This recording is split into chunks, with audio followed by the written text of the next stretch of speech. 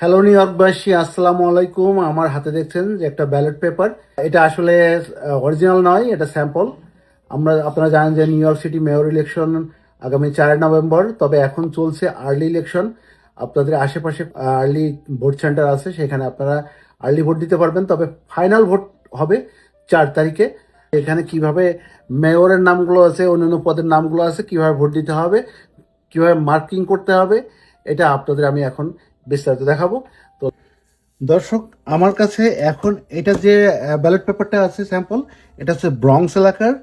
আপনারা জানেন যে নিউ ইয়র্ক সিটিতে 5টি বড়, এবং প্রত্যেকটি বড়তে ভিন্ন ভিন্ন পদে ভিন্ন ভিন্ন ক্যান্ডিডেট আছে। তবে সারা নিউ ইয়র্ক সিটিতে মেয়র একজনই হবেন। তো আপনারা যখন ব্যালট পেপারটা হাতে পাবেন, আপনারা প্রথমে দেখবেন যে এই যে দাগ দিয়ে দিয়ে এরকম করে কালো বর্ডার দিয়ে দিয়ে ভাগ করা আছে, এইটুকু হচ্ছে মেয়রের জন্য। এখান থেকে একজন সিলেক্ট করতে হবে। এইটুকু হচ্ছে যে আপনার পাবলিক অ্যাডভোকেট, তারপরে কম্পট্রোলার। মূল যে ইম্পর্টেন্ট যে বিষয়টা, সেটা হচ্ছে কি মেয়র। নাম্বার এ, এটা ডেমোক্রেটিক পার্টির কলাম, এটা হচ্ছে রিপাবলিকান পার্টির কলাম, এটা হচ্ছে যে আপনার কনজারভেটিভ পার্টির কলাম। এখন যারা নাকি যে মেইন স্ট্রিমে যারা দল থেকে নমিনেশন পেয়েছেন, তারা হচ্ছে যে মেয়রের মধ্যে উপরে সারিতে। আর এন্ড্রু কুমো, উনি পার্টি থেকে নমিনেশন পাননি, কারণ উনি প্রাইমারি ইলেকশনে হেরে গেছেন। তো উনি আছেন এখানে দ্বিতীয় লাইনে। আমরা দেখি যে প্রথম লাইনে দেখি ডেমোক্রেটিক পার্টি থেকে এই জহরান মামদানির প্রথম। তারপরে বিতে আছে আপনার কার্টিস সিলোয়া। মূলত তিনজন যে হেভিওয়েট প্রার্থী, মামদানি আপনার এবং অ্যান্ড্রু কুমো, এইখানে দেখেন দ্বিতীয় লাইনের এইখানে। কোনো ব্যালটে উনি আই নাম্বারে থাকতে পারবেন। আবার আবার দেখেন কুইন্সের ব্যালটে উনি আছেন যেই নাম্বারে।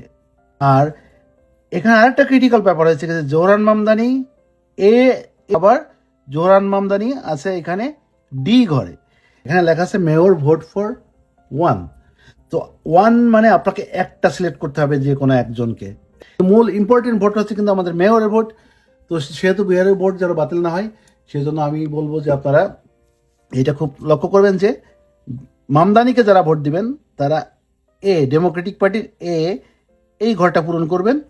যারা কুমোকে দিতে চাচ্ছেন, তারা এই দ্বিতীয় সারিতে খুঁজবেন।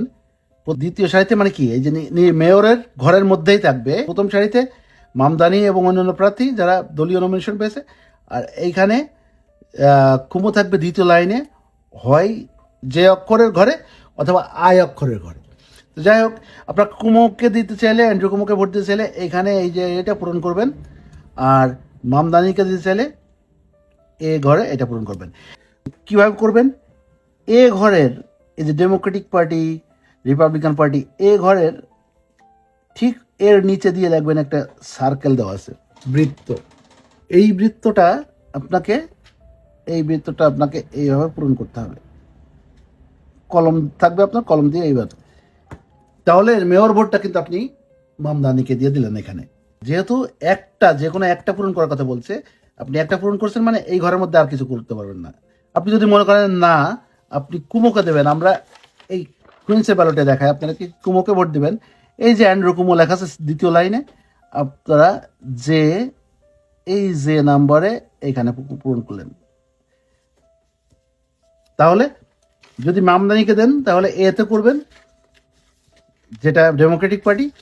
আর অ্যান্ড্রু কুমোকে দিলে দ্বিতীয় লাইনে, মেয়রের ঘরের দ্বিতীয় লাইনে আপনার যে অথবা আইতে দেখতে পারবেন অ্যান্ড্রু কুমো। তো আমরা এটা শেষ করি।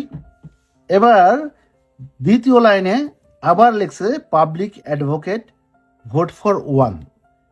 এই যে এতগুলো নাম রয়েছে, এ বি সি ডি। এ হচ্ছে ডেমোক্রেটিক, বি হচ্ছে রিপাবলিকান। আমরা বলেছি আগেই যে এই যে কলামটা ডেমোক্রেটিক, দ্বিতীয় কলাম হচ্ছে রিপাবলিকান। তো আপনার যে কোনো একটা সিলেক্ট করতে হবে। আপনি যদি ডেমোক্রেটিকের এই প্রার্থীকে ভোট দিতে চান তাহলে পূরণ করেন এইটা। আর যদি মনে করেন যে রিপাবলিকানকে ভোট দিবেন, ডেমোক্রেটিক দেবেন না, তাহলে আমরা পাবলিক অ্যাডভোকেট বিটা দিলাম।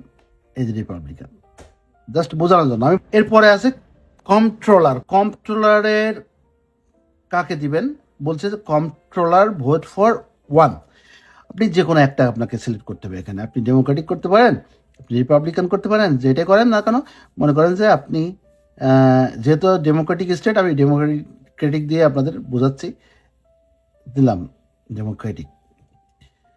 আপনার মেয়র গেল, পাবলিক অ্যাডভোকেট গেল, কন্ট্রোলার গেল, এবার হচ্ছে ডেপুটি অ্যাটর্নি একজন, ভোট ফর ওয়ান, যে কোনো একটা করতে হবে। মনে করলাম আমি রিপাবলিকান একটা দিলাম, এটা কথার কথা, সাপোজ আমি রিপাবলিকানকে ভোট দিলাম। তারপরে আমাদের আসছে বড় প্রেসিডেন্ট, এটাও কিন্তু ভোট ফর ওয়ান, এই ঘরের মধ্যে একটার বেশি না। আমি মনে করলাম যে আমি ডি নাম্বারে আপনার ওয়ার্কিং ফ্যামিলির ওনাকে আমার পছন্দ, দিলাম আমি ওনাকে। কথার কথা, আমি সাপোজ যারা ডেমোক্র্যাট সাপোর্ট করেন তারা তো সব ডেমোক্র্যাট লাইন মেরে দেবেন। এটা এটা তো আমরা জানি যে আপনি ডেমোক্রেটিক, যেহেতু ভোটার, আপনি ডেমোক্র্যাটকে সাপোর্ট করছেন, তাহলে আপনি ডেমোক্রেটিক কলামের সব দিতে পারেন। আবার যারা রিপাবলিকান মনে করেন, রিপাবলিকানের সব কলাম পূরণ করে দিতে পারেন। তবে একটা ঘরের মধ্যে এই যে কালো কালো দাগ দিয়ে, মোটা কালো দাগ দিয়ে দেওয়া আছে, এই কালো দাগের ভিতরে একজনকেই ভোট দিতে পারবেন। এর মধ্যে দুইজন দিলে কিন্তু আপনার ওই ভোটটা বাতিল হবে। যে ভোটটাই, যে কলামে, যে ঘরে আপনি দুইজনকে দিয়েছেন, ওই ঘরের ভোটটা বাতিল হবে। এরপর আছে আপনার কাউন্সিল মেম্বার। এই কাউন্সিল মেম্বার এরও কিন্তু এখানে লেখা আছে ভোট ফর ওয়ান, একটার বেশি না। আপনার এইখানে আছে justice of the supreme court.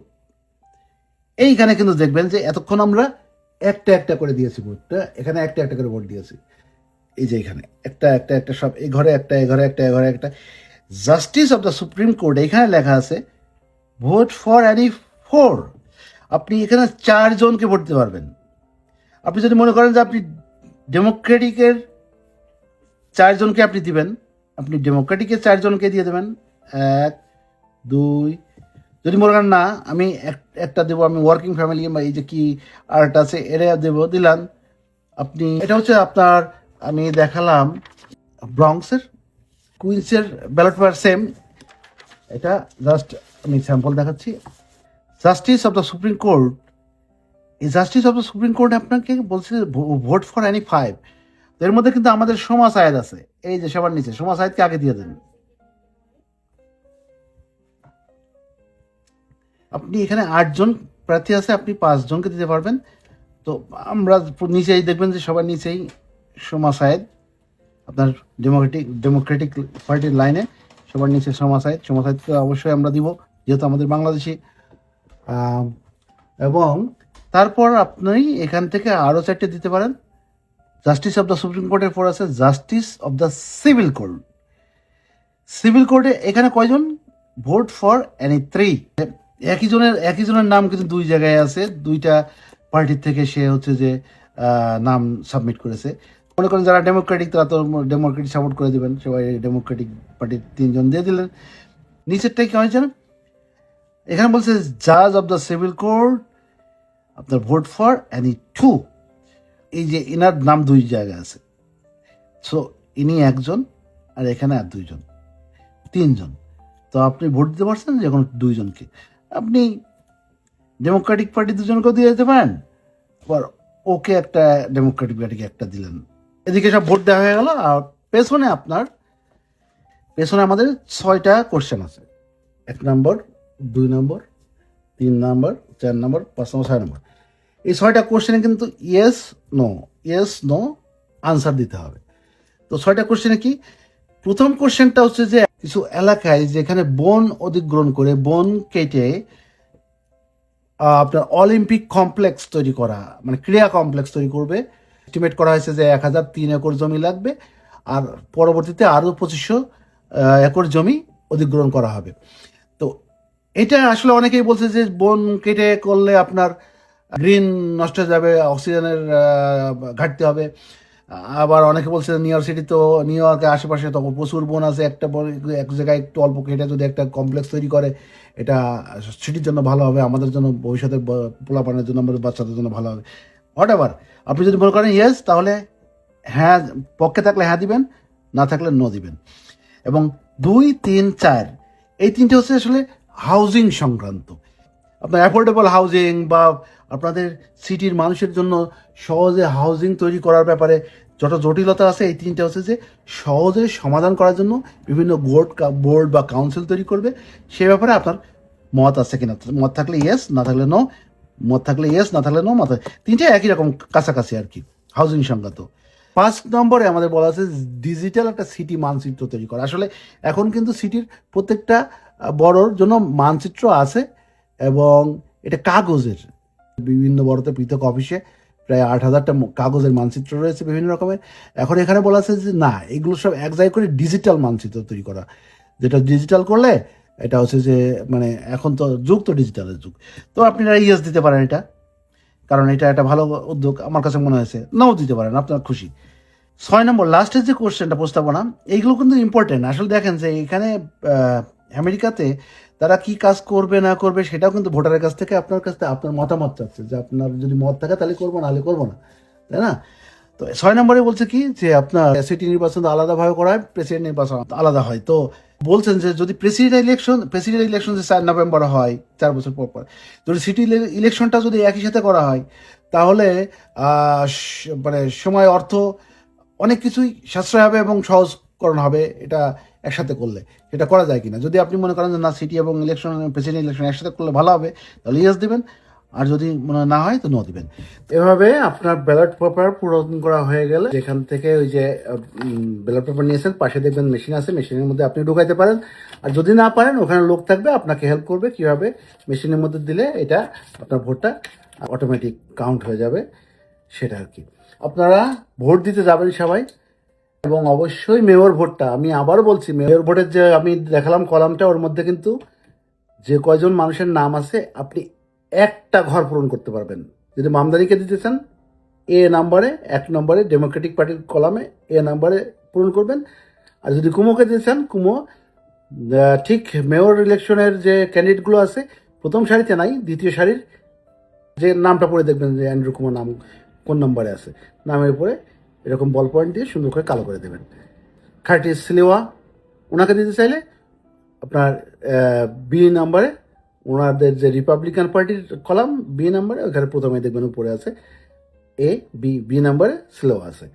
যেটা আপনাদের ভালো মনে হয় সেটা করবেন, তবে মনে রাখবেন জোরান মামদানি অথবা যে কোনো একজনকে একবার। এদেশের যারা নাগরিক হয়েছেন, ভোট দিচ্ছেন, আপনারা আপনাদের ইমিগ্রান্টদের কণ্ঠকে শক্তিশালী করবেন। আপনার ভোট, আপনার কণ্ঠ, আপনার শক্তি। আমরা যখন দেখাতে পারবো যে আমাদের কমিউনিটি শক্তিশালী, আমরা ভোট দিয়ে আমাদের ভোট ম্যাটার করে, তখন যারা নীতি নির্ধারক আছেন, গভর্নমেন্ট আছেন, তারা কিন্তু আমাদের কথা শুনতে বাধ্য হবে, তারা কিন্তু আমাদেরকে অবহেলা করতে পারবে না। সমস্ত বাংলাদেশি কমিউনিটির মানুষ যারা আছে সবাইকে বলছি অবশ্যই অবশ্যই অবশ্যই ভোট দিতে যাবেন, এবং যেভাবে দেখালাম এই পদ্ধতিতে ভোট দিবেন, ভোট নষ্ট না হয়। সবার জন্য শুভকামনা। ধন্যবাদ সবাইকে।